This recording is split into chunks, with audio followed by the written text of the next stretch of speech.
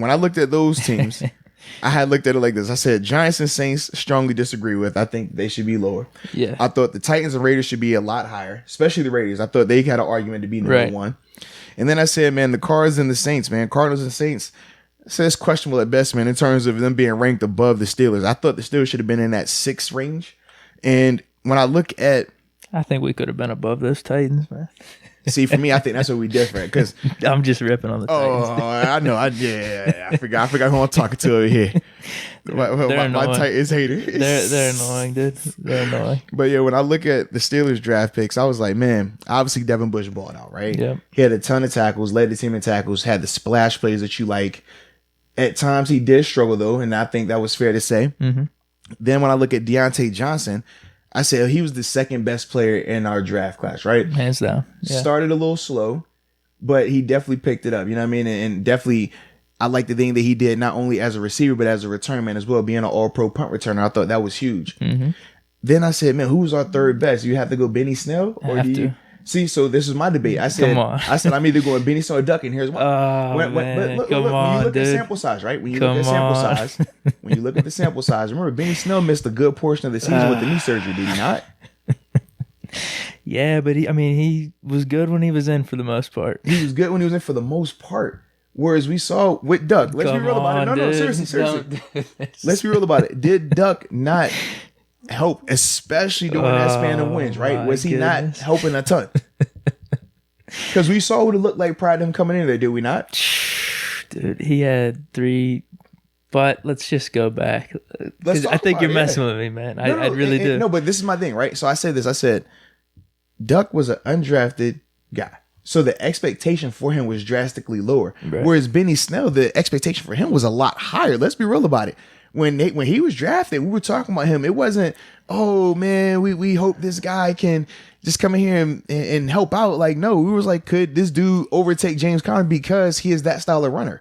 He has that hype coming out of Kentucky in the SEC, right? Mm-hmm. Benny Snell football, that was the talk. And then we were all highly disappointed in his preseason because he looked slow. He didn't have a burst. He wasn't making guys miss. He wasn't breaking tackles, right? Yeah. So then it made us lower expectations on him. And then once he had that run versus the Seahawks, it was like, oh, okay, he showed a little flash. Then he gets hurt and he missed some time. Yep. Then he comes back and it was the Bengals game. Closed that out for us. That was when we first were like, okay, this dude looks good. Then the second Browns game was, okay, he looks good. But still it wasn't oh man, this dude is coming in and is clearly taking over, because we knew anytime James Conner was out there and was healthy, it was clear who the better running back was between those two. The quarterback position was drastically different. Let's be real about it. As much as we're looking back, right, and the hindsight being 2020 saying, well, man, Duck fizzled out and he wasn't the guy anymore, right? But for those weeks when Mason was the starter and Mason wasn't producing in the same type of capacity that we expected of Mason, because expectations are everything, right? When Duck came in, regardless of how we want to look at it, when we were living in the moment of those games, the impact was there. Now, regardless of the intangibles of can he make all the throws, regardless of the intangibles of, okay, is his arm strong enough?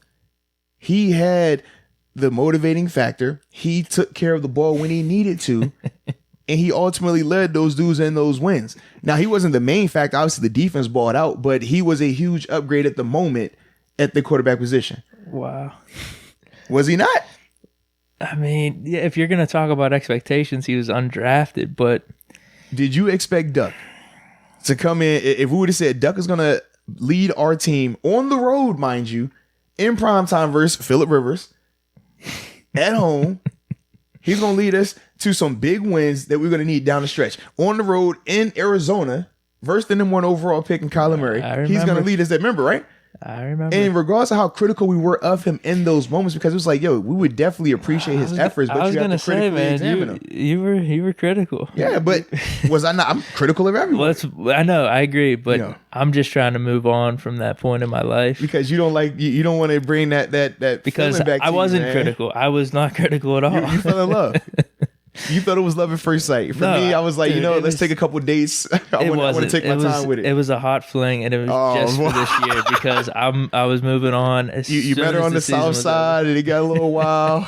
Next thing you know, y'all got this thing going. You don't really know where it's gonna go, and she ends up breaking your heart. You catch her at Tequila Cowboy. You're like, yeah, what's going on? I thought you were mine. I'm just trying to move on. It's all good. So. I'm just going on Benny Snell being 3 because of that. I'm moving on. Trying to move on. So for me, that's why I said Duck. Because you bring up fair points. Yeah. I'm just gonna stick with all right. Snell closed it out for us in the Bengals game. He had a good Chargers game. You mentioned the Browns game. He had a good Browns game. The second one, the one that was in Pittsburgh, not the one on the road. The one in Pittsburgh. Yeah, he had a good 3-4 games. He averaged over 4 yards a carry, 400 yards. So I'm just gonna say Snell because.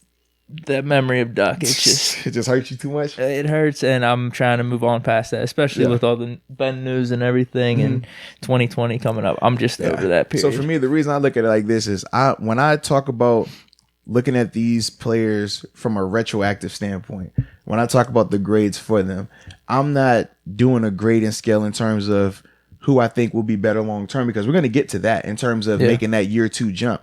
I'm just simply looking at it from a microscope standpoint of we're just focusing on last year. I don't care about potential. I don't care about who's coming back, who's not.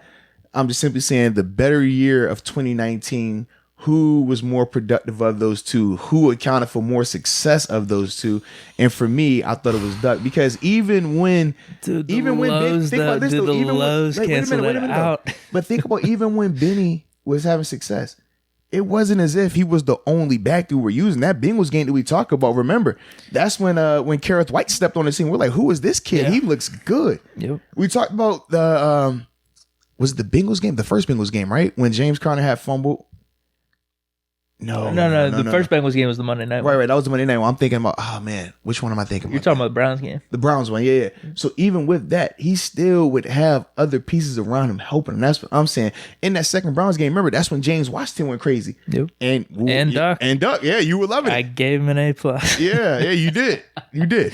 I mean, there was some good for me, that's why I was like, when I look back on that season, I said, man, as much as Benny Snell came in and produced, not once was Benny going to be the feature back, the guy that we were never worried about. Whereas we knew with Duck, it was either Duck or we were going to be like in a really, really rough position. I mean, we talked about that. Now, like I said, once after that AZ game happened in Buffalo, Buffalo got him, the Jets and Baltimore. But during that whole span, what did I tell you? I said, man, I don't like to make excuses for some of for when a guy's productive, right? In terms of the quality of opponent, because I think every NFL team has high quality players.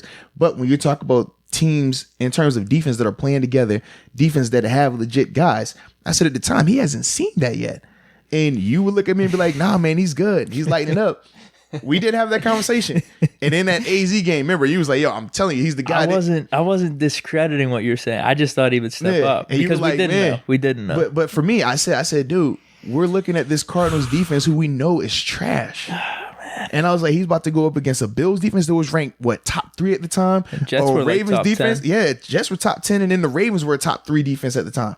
I said, we're going to find out how good he can be, because some of these throws that he makes, you're not going to be able to make versus these teams. And we saw firsthand. So for me, I'm still like, hey, when I looked at the games that he produced in, hey, man, he exceeded my expectations for those moments. Yeah. And then he did what I thought he would do in those other moments. But that's why, for me, I think I was able to handle it better because I was understanding.